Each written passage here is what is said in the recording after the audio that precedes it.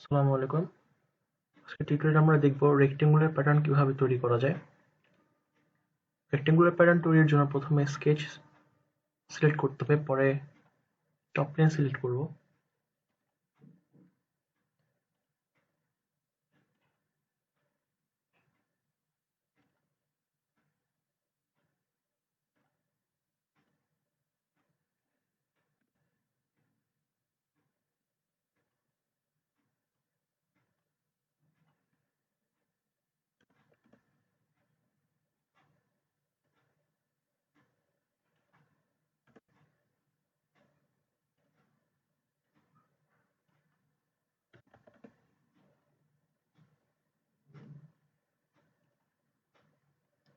Circle select করে রেক্টেঙ্গেলের মাঝখানে সার্কেলটা ড্র করব।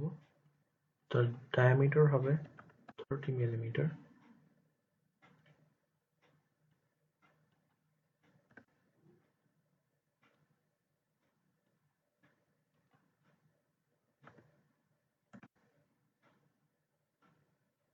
এখন রেক্টেঙ্গুলার প্যাটার্ন তৈরির জন্য রেক্টেঙ্গুলার প্যাটার্ন সিলেক্ট করতে হবে।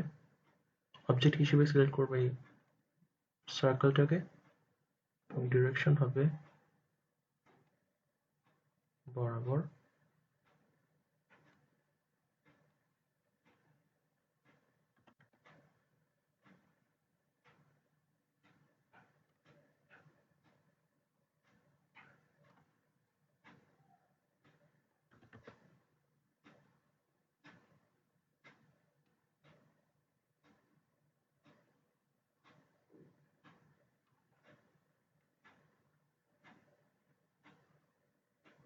আমরা চাইলে আনচেক মার্ক ইউজ করার মাধ্যমে এই সার্কেলটাকে বাদ দিতে পারি, আবার চেক মার্ক ইউজ করলে এই সার্কেলটা আবার ফিরে আসবে।